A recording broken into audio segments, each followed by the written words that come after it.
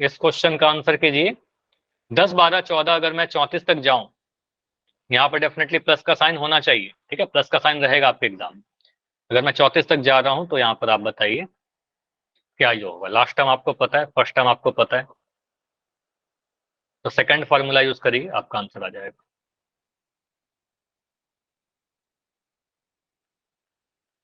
यहाँ पर पहले एन का वैल्यू निकालना, स्टेप 1 में एन का वैल्यू निकलेगा, क्योंकि एन नहीं पता हूं। एन कैलकुलेट करिए, एन निकल जाएगा तो फिर आप फॉर्मूला लगाइए। आप एग्जाम में क्या लिखोगे? ए का वैल्यू लिख दीजिए, डी का वैल्यू लिख दीजिए, एल का वैल्यू लिख दीजिए, एन का वैल्यू कैलकुलेट करोगे, उसके बाद एस एन का फॉर्मूला लगाइए। कितना स्टेप करना है? कितना टाइम चाहिए इस क्वेश्चन के लिए बताओ? अभी मैं दे रहा हूँ 2 मिनट, उसके बाद टाइम अगर ज्यादा होगा नीट तो और बढ़ा दूंगा, तो थोड़ा और ज्यादा देते हैं, तो 2.5 मिनट के आसपास टाइम आपको दे रहा हूँ।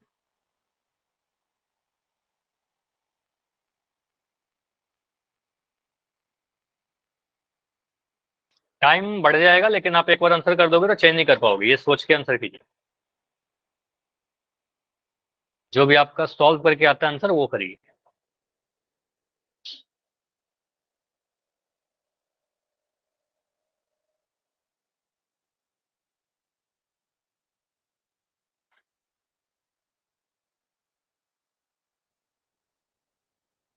एग्जाम में आता है यहाँ से क्वेश्चन।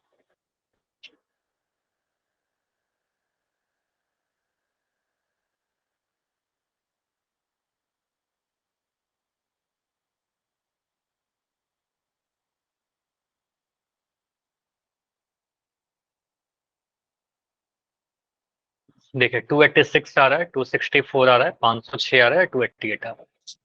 सर कर दिया सर। ओके समीर, 7 बच्चों का है, 7 में 5 सही है। सर 8 का आ गया, 6 सही। 8 का आ गया, 8 में 6 सही है।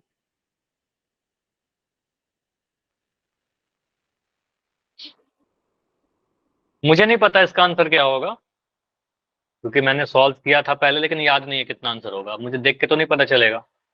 लेकिन मैं कैसे बता पा रहा हूँ सही आंसर के? ज्यादातर जो आंसर है वही सर सही मैं जिसके एज्यूम कर। ज्यादा वोट है सर वही आंसर सही होगा। मोस्टली आपके बैच में ज्यादातर जो सही है वही आंसर है। ठीक है, मैं वेट कर रहा हूँ अभी। टाइम ज्यादा चाहिए होगा बता देना माइक ऑन करके, ठीक है? ये नहीं कि आपका टाइम खत्म होने वाला है जल्दी से आंसर कर दिया, ये नहीं करना, ठीक है? टाइम को आप मत देखिए। मैं पोल एंड करने के पहले आपको बताऊंगा।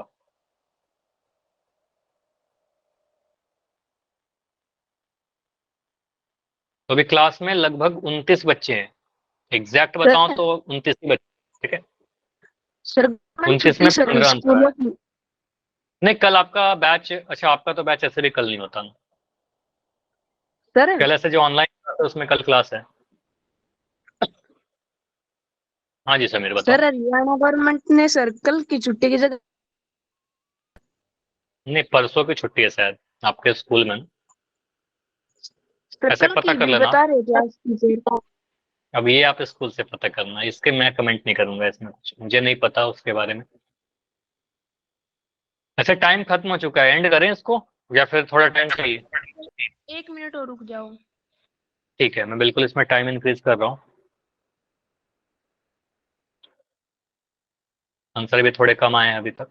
चलो 1 मिनट, चलो 1 मिनट से भी ज्यादा टाइम देते हैं, लगभग 90 सेकंड का टाइम दे रहा हूँ। चलो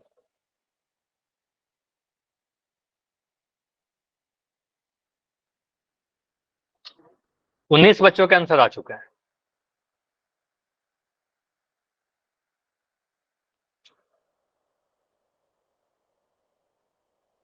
देखो आप अगर सही सही करोगे तो इसमें से कोई एक आंसर आएगा, या तो फिर इसमें से चारों में से कुछ नहीं आएंगे, बहुत कम चांसेस है कि इसमें से कुछ कैलकुलेशन मिस्टेक किया और इसमें से कुछ आ गया, है ना?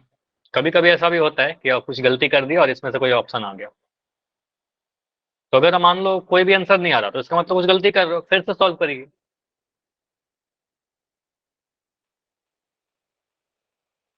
ऐसा मत करो कि मेरा आंसर जो आ रहा है, मान लो क्या करते हैं ना कुछ बच्चे, मेरा आंसर 20 आ रहा है तो 20 के आसपास जो नंबर है वो आंसर कर दिया, ये मत किया करो। मैथ्स में एग्जैक्ट चाहिए आंसर। ठीक है, अभी तक 20 बच्चों के आंसर आ चुके हैं। लास्ट 30 सेकंड और है, 30 सेकंड और।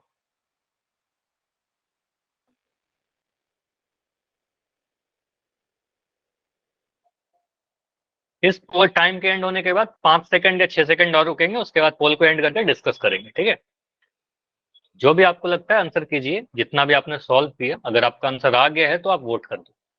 अब वेट मत करो, बहुत ही कम समय है, ओनली 5 सेकंड्स। ठीक है, 5 4 3 2 1। चलो पोल को मैं एंड कर रहा हूं और आपके रिजल्ट जो है, देखो यहां पर जो रिजल्ट है आपका वो दिख रहा है 12 6 2 3। कहने का मतलब ये हुआ कि 12 बच्चों को लगता है ऑप्शन नंबर ए, 6 2 3, ये है आपका रिजल्ट। अब देखते हैं कि इनमें से कौन सा सही होगा। ज्यादातर बच्चों ने ऑप्शन नंबर ए चुना है, अब ये ही सही होना चाहिए। देखते हैं ये है या फिर कुछ और है। देखो ये ऑप्शन आपके एग्जाम में नहीं रहेगा, ठीक है, यहाँ पर भले ही दे रखा है ऑप्शन एग्जाम में नहीं रहेगा। चलो मैं इसको ऑप्शन को हटा ही देता हूँ, मेरे पास तो बस क्वेश्चन है ऐसा। मैं इस क्वेश्चन को देखकर क्या बोलूंगा, सर मुझे दिख रहा है इस एपी में पहला टर्म कितना है बताइए, फर्स्ट टर्म कितना है? 10 10 10। पहला टर्म मुझे 10 दिख गया। मुझे बताइए यहाँ पर डी कितना है, सारवंतर कितना है? 2 2 12 में से 10 घटाएंगे तो 2 मिल जाएगा सर। 12 में से 10 घटाएंगे, सारवंतर तो यही होता है, 2 आ जाएगा, तो यहाँ पर 2 लिख दिया। मुझे बताइए सर आखिरी एन टर्म कितना है यहाँ निकालना पर? पड़ेगा। हाँ निकालेंगे, 34 एल का वैल्यू कितना है? 34 है, 34 है। तो एन, अब हम बोलेंगे सर लास्ट टर्म पता है फर्स्ट टर्म पता है, बहुत आसान तो है, ये फॉर्मूला लगा दीजिए n/2 इंटू ए प्लस एल। लेकिन प्रॉब्लम हो गया कि ए पता है एल पता है लेकिन एन नहीं पता हमें, एन नहीं पता, यस सर। तो एन निकालिए। ठीक है, तो एन निकाल लेंगे। फॉर्मूला क्या है हमारे पास? फॉर्मूला है L A equal plus two a plus, चलो ऐसा लिख दो जो दे रखा है ना जिसका फॉर्मूला। अच्छा माइक बंद कर लो अभी समीर, जिसका भी ऑन है। ठीक है, एल का वैल्यू कितना है आपका? 34। तो यहाँ से हम बोलेंगे सर क्या करेंगे sir, a plus N minus 1 d, a plus N minus 1 d is equal to 34। बस सॉल्व करिए, ए का वैल्यू कितना है आपका? 10 है। n-1 तो n-1 रहेगा, नहीं पता हमें वैल्यू। डी का वैल्यू कितना है? 2 है, बराबर 34। यहाँ से आप बोलोगे सर n-1 इंटू 2 का वैल्यू कितना है? वो जो 10 है वो इधर आएगा और इधर आएगा तो 34 में से 10 सब्ट्रैक्ट हो जाएगा। 34 में से आप 10 घटाओगे तो आपको 24 मिल जाएगा। ठीक है, 24 मिल गया। तो यहाँ से n-1 का वैल्यू कितना आ गया? n-1 बराबर 24/2। ये 2 जो गुना में था वो नीचे आ गया, तो यहाँ से आपका आ गया 12। तो n का वैल्यू कितना आ रहा है बताओ? 13। चैट नहीं ऑन किया आपने, बताया भी नहीं। ठीक है, तो n का वैल्यू क्या आ रहा है आपका? 13। ठीक है, तो यहाँ पर 13 आ गया। तो n का वैल्यू आपका 13 आ गया, मतलब टोटल 13 टर्म आ गए। अब इसमें पुट करो, एस एन क्या होता है? 13/2। n बाई ए का वैल्यू है आपका 10 और लास्ट टर्म है आपका 34। सॉल्व करिए, 13/2 इंटू 10 और 34 को जोड़ेंगे सर 44 मिलेगा। 2 से 44 को काटे कितने बार में कटेगा? 2 दूनी 4, 2 दूनी 4, 22 बार में। तो 13 गुना 22 ही तो करना है, 13 गुना 22 करेंगे आंसर आ जाएगा। 13 दूना कितना होता है? 13 दूना 26 का 6, हासिल 2, 13 26 27 28, 286 आ रहा है ना। कौन सा आंसर था? ऑप्शन नंबर ए ही था। सर ठीक है, हाँ जी बताओ। सर ये n बराबर 13 कहाँ से आया? n बराबर 13 निकाला तो यहाँ पर, सर मतलब ये 13 कहाँ से आया? 12 तो पता तो लग गया। 12 तक आया समझ में, यहाँ तक आया। Yes sir. Yes sir. ठीक है, आपने क्लास मिस किया है ना, बताओ। यस सर, मैं वो नंबर ढूंढने के लिए लग गया था आपका। चलो ठीक है, तो यहाँ, अच्छा आप नितेश 2016 वाले बच्चे हो क्या, जो भी थोड़ी देर पहले बात कर रहे यस थे? सर। ठीक है ठीक है, तो अब तो लगता है ये पहली बार क्लास कर रहे हैं। ठीक है, n-1 का वैल्यू कितना है आपका? 12 है। तो यहाँ से आप n-1 का वैल्यू 12, तो ये -1 जो है जब इधर आएगा तो +1 हो जाएगा। ट्रांसपोज मेथड है, कोई भी टर्म को आप दाएं से बाएं या बाएं से दाएं ले जाओगे उसका साइन चेंज होता है, तो -1 हो जाएगा, प्लस होगा ना। तो यहाँ से बोलेंगे सर n का वैल्यू कितना आएगा? 12 + 1 आएगा। ये समझ में आया यस सर।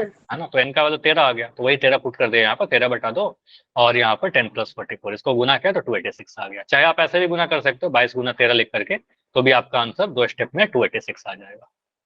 क्लियर सभी को? Yes sir. अब वाई कौन कौन लिखेगा? जो बच्चे को समझ में आ गया, जिनका सही था, सभी बच्चे वाई लिख के कंफर्म करिए। जिनका गलत भी था लेकिन समझ में आ गया, अगर डाउट है तो माइक ऑन करके पूछिए सीधे वाई। ठीक है, अगला क्वेश्चन है आपके लिए, 40 धन पूर्णांकों का योग ज्ञात करिए जो 6 से डिविजिबल है। चलिए, तो और आसान हो गया। ये थोड़ा आसान क्वेश्चन, इसमें n का वैल्यू दे दिया गया ना, इसलिए थोड़ा आसान हो जाता है। इसमें तो n का वैल्यू आपको दे दिया गया, इसमें n नहीं कैलकुलेट करना। ठीक है, हालांकि एपी नहीं लिखा गया तो आप एपी लिखिए। तो इसमें किसकी वैल्यू, एन की वैल्यू निकालनी? नहीं, n की वैल्यू नहीं निकालनी है। अभी क्वेश्चन जो करवा रहा था, देखो समझो, ऐसे 40 धन पूर्णांकों का योग ज्ञात करिए। सम ही बताना है, योग ही बताना है, लेकिन जो 6 से डिवाइड हो जाए, 6 से डिविजिबल हो, 6 से विभाजित हो। तो आप देखिए, पहला नंबर जो 6 से डिवाइड होगा वो क्या होगा, दूसरा नंबर क्या होगा, ये माइक ऑन नहीं करना है किसी को, तीसरा नंबर क्या होगा, ऐसे कर करके सोचो 40वां नंबर क्या होगा। ठीक है, ये बनेगा आपका एक एपी। ठीक है, ये हमारा क्या बन जाएगा, एक समांतर श्रेणी बन जाएगा। अब आपको पहला पद दिख रहा है, ये हो जाएगा, ये हमारा लास्ट टर्म हो जाएगा। एन का वैल्यू तो 40 ही है हमारे पास, क्योंकि 40 नंबर का बोल दिया ना, क्लियर तो है कि टोटल 40 नंबर है हमारे पास, तो एन का वैल्यू तो 40 दे रखा है, एन का वैल्यू 40 दे रखा है। तो आप फॉर्मूला बस लगाओगे, एस एन बराबर n/2 पहला पद प्लस लास्ट। एन का वैल्यू 40 है, फर्स्ट टर्म देख लीजिए, लास्ट टर्म देख लीजिए, पुट करिए, आंसर आ जाएगा। सर पोल अगर ये कौन लिखा है? पोल नहीं खुला है क्या? पोल तो शायद खुला होगा, हाँ बिल्कुल पोल चल रहा है, 3 बच्चों का आंसर भी आ गया समीर। अगर नहीं दिख रहा तो लेफ्ट करके ज्वाइन करो, मेरा भी हो आ जाएगा। गया। आ गया, ठीक है, मेरा भी आ गया। ओके।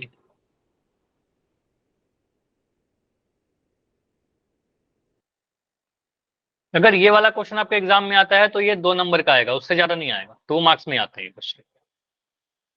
पिछला वाला क्वेश्चन जो करवाया था वो 3 नंबर भी आ सकता है। ठीक है, क्योंकि उसमें 2 चीज होता है। सही आंसर। आंसर बिल्कुल सही है, 10 बच्चों ने किया, 10 का सही है। सभी का सही है। हाँ, सभी के सही है। ठीक है, लेकिन अभी सभी का आया नहीं आंसर, अभी सिर्फ 11 आंसर आए।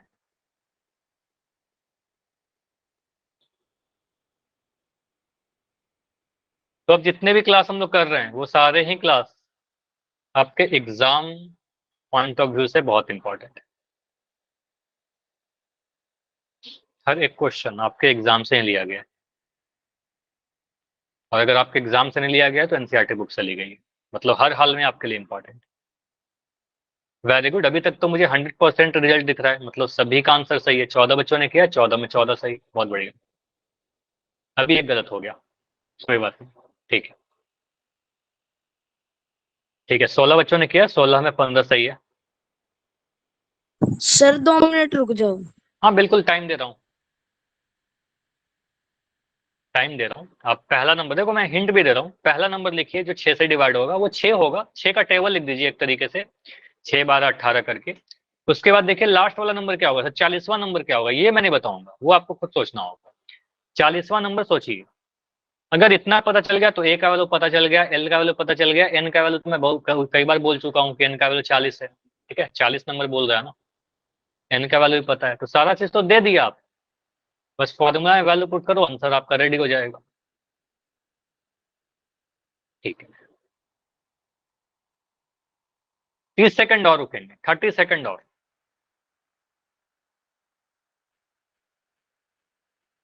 बाकी रुको बच्चे सर। जाइए। ठीक है, टाइम और चाहिए क्या? चलो मैं टाइमर चला दे रहा हूँ, 1 मिनट का टाइमर चला रहा हूँ, 1 मिनट और रुक जाते हैं फिर, क्योंकि और भी कुछ बच्चे हैं।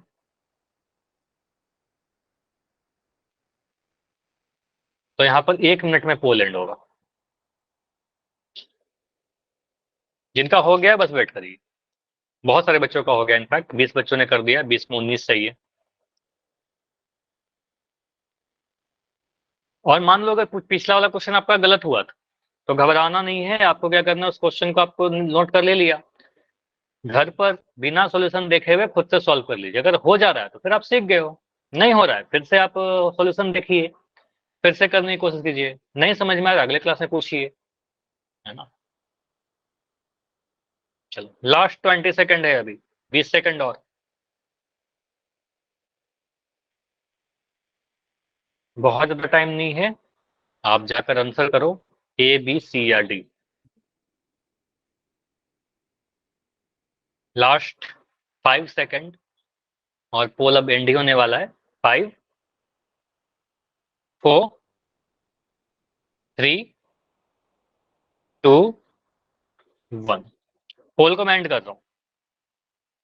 इसमें बहुत अच्छा रिजल्ट है आप लोगों का, 22 बच्चों ने किया, 22 में 19 सही है, 3 गलत हो गए। अब जिन 3 बच्चों का गलत हुआ है, अभी देखिए यहाँ पर आप कैसे सॉल्व करोगे। मैं फिर से ऑप्शन हटा रहा हूँ, ऑप्शन से हमें कोई मतलब नहीं है, ऑप्शन को हटा करके क्वेश्चन लिखते हैं। क्वेश्चन में क्या बोला गया, 40 धन पूर्णांकों का योग ज्ञात करिए जो 6 से विभाजित हो या 6 से विभाज्य है। तो 6 से डिवाइड कौन होगा, जो 6 के टेबल में आता होगा, 6 का जो गुणज होगा। पहला नंबर क्या होगा, पहला नंबर आपका बनेगा 6 कम 6। दूसरा नंबर बताओ मुझे, बताइए। सर 12 और 18। ठीक है, 12 6 दूनी 12 और 6 तिया 18, इस तरीके से आगे बढ़ते जाएगा, डॉट डॉट लगा देंगे। अब आखिरी वाला जो नंबर होगा वो 40वां नंबर होगा। 40वां नंबर 6 गुना 40 करके मिल जाएगा। ठीक है, 6 गुना 4, 6 गुना 4 सर होता है 300 24, 240 आ जाएगा। 240, 6 गुना 40 कर दिया। अब यहाँ पर के बाद आप बोलोगे सर यहाँ पर पहला टर्म कितना है, फर्स्ट टर्म हमारा 6 है। सर यहाँ पर मुझे बताइए एन का वैल्यू कितना है, बताओ टोटल कितने नंबर है। 40। 40 नंबर है, 40 नंबर है, तो क्वेश्चन में दे रखा था, निकालना भी नहीं है।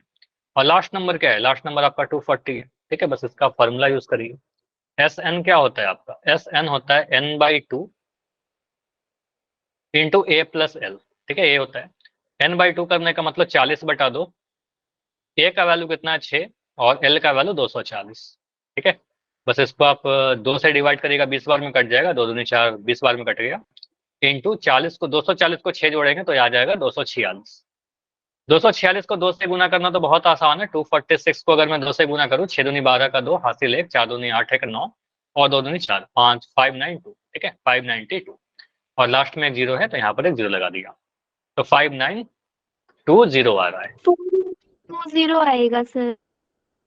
हाँ, यहाँ पर 4920 आएगा, यहाँ पर मैंने गलती कर दिया। 6 दूनी 12 का 2 हासिल 1, 4 दूनी 8 1 9 2 दूनी 4, 492 आएगा बिल्कुल, तो यहाँ पर 492 आएगा। और एक जीरो ये वाला जो था, ये जीरो लगा दिया, तो 4920 आ रहा है। ठीक है, 4920 कौन सा ऑप्शन में था, ऑप्शन नंबर डी में था, है ना। क्लियर, तो जिनका गलत हुआ था वो ये नोट कर यस लिया सर। आपने। तो सिंपल सा क्वेश्चन था, क्वेश्चन का लैंग्वेज समझ में आ गया। ऐसे क्वेश्चन टाइप बाई टाइप आप लिखते चलिए, एग्जाम में आपका आ सकता है।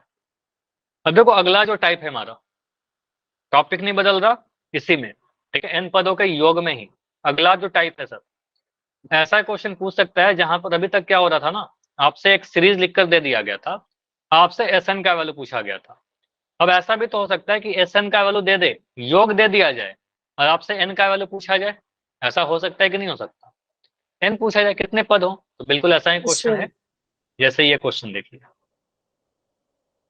7 9 11 इस तरीके से एपी चल रहा है, समांतर नहीं चल रहा है। इसके कितने पद लिए जाएं ताकि उनका योग 72 हो जाए। हो सकता है ना सर, 5 पद को लोगे तो 72 हो जाएगा योग, 6 पद को, 20 पद को, कुछ होंगे इनका वैल्यू। तो एग्जाम में अगर ऐसा क्वेश्चन आएगा, क्वेश्चन समझ में आ रहा है क्या, क्वेश्चन क्या कहना चाह रहा है कि कितने पद लेके 72 हो यस जाए सर। योग, योग की बात की जा रही है। ठीक है, योग 72 करना है, मतलब हम क्या कह सकते हैं सर, माना एन पदों का योग 72 है, तो क्या हम ऐसा लिख सकते हैं सर, एस एन का वैल्यू कितना दे रखा है क्वेश्चन में, बताओ एस एन का वैल्यू कितना है। 72। 72, योग दे रखा है 72, मतलब एन पदों का योग माना कि 72 है। अब आप बोलोगे सर पहला पद कितना दे रखा है, गिवन है 7, 7। सीरीज देख के पता चल गया।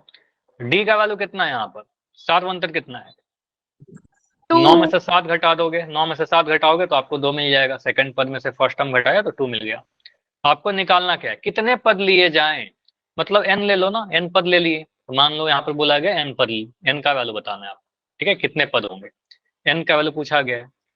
तो आप देखिए इसमें से कौन सा फॉर्मूला आपको पता है, ए का कोई फार्मूला होता है क्या? नहीं। डी का कोई सर फार्मूला होता ए है क्या? नहीं। Plus N minus one into d वाला फॉर्मूला।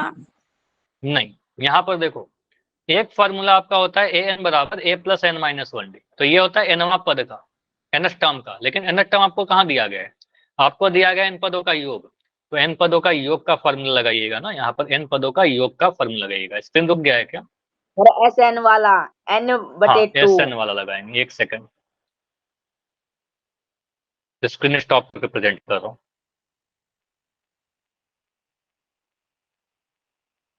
देखो, आप ऐसे सोचिएगा, क्योंकि मैं तो ठेको बहुत बार कर चुका हूँ, मुझे याद हो जाता है। लेकिन आप कैसे सोचोगे? आप सोचिए सर, इसमें किसका फार्मूला में पता है? एस एन का फार्मूला पता है। एस एन का फार्मूला आपको पता है, इन पदों का योग, तो इसी को लिखिए। आपको सर दिया क्या गया है? एस एन बराबर 72, इसका फार्मूला लगाओ। फार्मूला क्या है आपका? N by two. यहाँ पर एन आप बाई पहला टू फार्मूला लगाओगे, क्योंकि आखिरी पद पता नहीं है। Bracket A N by plus two into two A, नहीं, N minus one into D. आखिरी पद नहीं पता ना, तो ए प्लस एल कैसे लगा सकते हैं? आखिरी पद तो पता ही नहीं है, ठीक है। तो आखिरी पद पता होता तो लगाते, लेकिन आखिरी पद नहीं पता है, तो यहाँ पर n by two two a plus N minus one d पहला वाला फार्मूला लगा रहे हैं, और ये 72 के बराबर है। अब इसको सॉल्व करिए, एन का वैल्यू निकल कर आएगा यहाँ से। तो इसको कैसे कैसे सॉल्व करेंगे? देखो, एन को छोड़कर जो वैल्यू आपको पता है उसका वैल्यू डाल दीजिए। एन का वैल्यू नहीं पता, एन बाई टू कर दिया। टू ए, टू इंटू कितना लिखा है बताइए? टू इंटू ए का वैल्यू 7 है, two into seven. N minus one लिखा, इंटू डी का वैल्यू कितना? डी का वैल्यू आपका 2 है, तो यहाँ पर 2 लिख दिया, इज इक्वल टू 72। ध्यान से सीखिए, ये अगला क्लास में इस पे बहुत सारे पोल भी करेंगे। एन बाई टू लिखा, 2 इंटू सेवन कितना होगा? 14 होगा। ये 2 जो है, ये जो 2 लिख रखा है, ये अंदर के n माइनस वन से गुना होगा, मतलब ऐसे लिखा हुआ है ना, n minus one into two. तो 2 जो है n से गुना होगा तो बनेगा 2n। 2 जब माइनस वन से गुना होगा तो माइनस का 2, तो ये बन जाएगा 2n माइनस टू। समझ में आई ये चीज? 2n माइनस टू क्यों लिख रहा हूँ, क्या लिख रहा हूँ बताओ? सर ये 2 जो है n से दो गुना से होगा, गुना हो जाएगा। 2 n से भी गुना हुआ, 2 ना n से भी गुना हुआ, 2 माइनस वन से भी गुना हुआ, ठीक है। तो 2 दोनों से गुना हुआ, n से गुना हुआ 2n बना, और ये माइनस टू बना। अब इसके बाद क्या मिल रहा है? इसके बाद आप लिख सकते हो सर n बाई टू, ये 2n जो पॉजिटिव है तो उसको पहले लिख दिया 2n। 14 में से 2 घटाएंगे कितना मिलेगा? 10 का 12 मिला, बराबर 72। क्या यहां तक क्लियर है सभी को? 14 में से 2 घटा यस करके मैंने सर। 12 लिख दिया। अब जो नीचे में 2 है ना, कुछ बच्चे क्या कर सकते हैं कि 2 को आप 72 से गुना कर दोगे। मत करिए, आप इधर गुना मत करिए, क्योंकि मुझे दिख रहा है सर 2n भी 2 का मल्टीपल है, यहाँ 12 भी में 2 छुपा हुआ है, 2 गुना 6 है। तो 2 को मैं अंदर में गुना कर दूं अगर, तो डिवाइड होगा। जैसे ऐसे लिखा हुआ है ना, n बाई टू है, और यहाँ पर 2n प्लस 12 है। तो इस 2 को अगर मैं अंदर ले जाऊं तो क्या बनेगा? n दिखेगा, और ये 2n by two plus 12 by दो, ऐसा होगा ना। 2 नीचे में है तो नीचे में जाकर डिवाइड हो जाएगा। तो यहाँ के बाद आप क्या करिएगा, 2 को अंदर ले जाइए ब्रैकेट के। तो ब्रैकेट के अंदर ले जाओगे तो 2n बाई टू कितना आएगा बताओगे? यहाँ पर 2n को 2 से भाग लगाएंगे, तो 2 से 2 कट जाएगा, तो यहाँ आपका आ जाएगा n प्लस कितना आएगा यहाँ बताओ? 6। 12 को 2 से भाग लगाएंगे सर, यहाँ पर 6 आ जाएगा, 6। ठीक है। यहाँ पर 6 आ गया, 72 आया।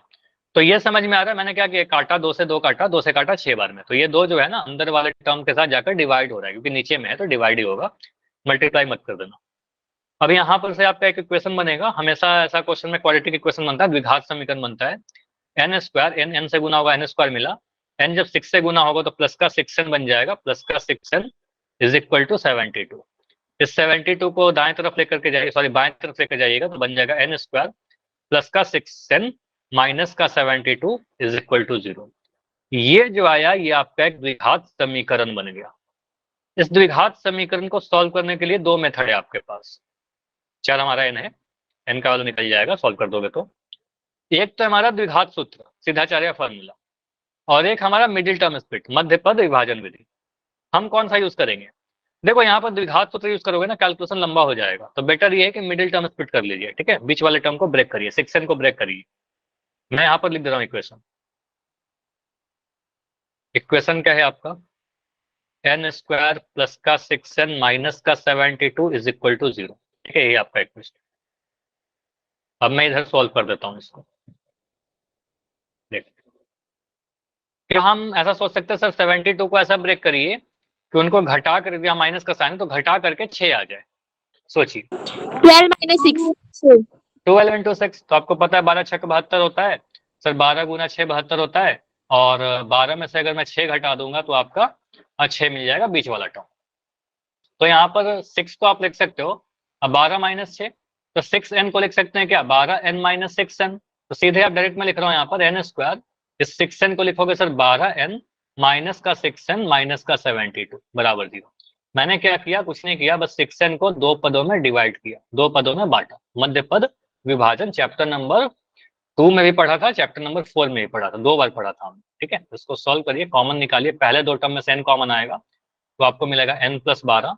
इन दोनों टर्म में से माइनस का 6 कॉमन लोगे तो बन जाएगा n प्लस 12, 12 6 72 होता है बराबर 0। यहाँ से आप कह सकते हो सर n प्लस 12 यहाँ भी है, n प्लस 12 यहाँ भी है, तो n प्लस 12 देख रहे हो एक चीज कितनी बार यूज होता है, कॉमन आ जाएगा। n प्लस 12 कॉमन आ जाएगा, तो यहाँ पर n माइनस 6 बच रहा है। ठीक है, n माइनस 6, तो ये 0, सारी चीजें लिंक होती है, यही कहता था। ठीक है, ये सारी चीज लिख रहती है। तो यहाँ से आप बोलोगे सर n प्लस 12 भी 0 के बराबर होगा और n माइनस 6 0 के बराबर होगा। तो यहाँ से n का 2 वैल्यू आ रहा है, n का वैल्यू या तो सर माइनस का 12 होगा, एक तो माइनस का 12 और एक m प्लस का 6 प्लस का 6, दोनों ही आंसर करके आगे आ जाएंगे क्या हम एग्जाम में? नो सर, क्योंकि एपी का कोई पद माइनस में नहीं होता। हाँ, तो एपी का देखो, क्या बोला फिर से बताओगे, एपी का कोई पद माइनस में नहीं होता? नहीं, कोई पद हाँ होता बोलिए। है। देखो पद माइनस में हो सकता है, लेकिन पदों की संख्या नेगेटिव नहीं हो सकती, तो n का वैल्यू नेगेटिव नहीं हो सकता, माइनस 12वां पद नहीं हो सकता। तो हमें बोलना पड़ेगा कि सर एग्जाम मत लिखना इतना, बस बोलना ये कैंसिल हो जाएगा, ये पॉसिबल नहीं है, आप n का वैल्यू 6 ले लोगे। ठीक है, तो n का वैल्यू 6 आपका आंसर आएगा। नेगेटिव रिजेक्ट क्यों हुआ? क्योंकि किसी भी एपी का पदों की संख्या नेगेटिव नहीं हो सकती, भिन्न नहीं हो सकता। पद नेगेटिव हो सकते हैं, पद भिन्न हो सकता है, लेकिन पदों की संख्या हमेशा पॉजिटिव ही होता है। ठीक है, तो आप बोलोगे सर n का वैल्यू 6 हमारा आंसर आ जाएगा। तो कितने पद लेंगे? 6 पद लेंगे। आप इसको वेरीफाई भी कर सकते हो, 6 पदों को लेकर के जोड़ोगे ना तो आपको 72 आ जाएगा, या 6 पदों का योग निकाल कर चेक करो, 72 आ जाएगा। ठीक, चलिए, तो ऐसे ऐसे क्वेश्चन देखो, एक क्वेश्चन से आपका प्रैक्टिस नहीं हो पाएगा सारा, अगला क्वेश्चन आप इसकी प्रैक्टिस कीजिएगा। ठीक है, ये आपका होमवर्क में दे रहा हूँ, हालांकि ये क्वेश्चन अगले क्लास में डिस्कस करेंगे। ठीक है, होमवर्क है ये, हरियाणा बोर्ड 2020 का क्वेश्चन आया हुआ है। कितने पद ले इसके कि योग आपका 636 हो। ठीक है, तो इसको ट्राई करिएगा, अगले क्लास में यहां से स्टार्ट करेंगे अपनी क्लास। ठीक है, नेक्स्ट क्लास। यहां तक सारी चीज अगर क्लियर है तो मुझे वाई लिख के कंफर्म करिए, कोई भी डाउट है तो अभी मुझे पूछ लीजिए, मैं रुक रहा हूँ। ठीक है, चलो क्लियर है तो फिर आप लेफ्ट कर सकते हो, आज इतना ही रखते हैं। रेगुलर क्लास करना मिस बिल्कुल मत करना।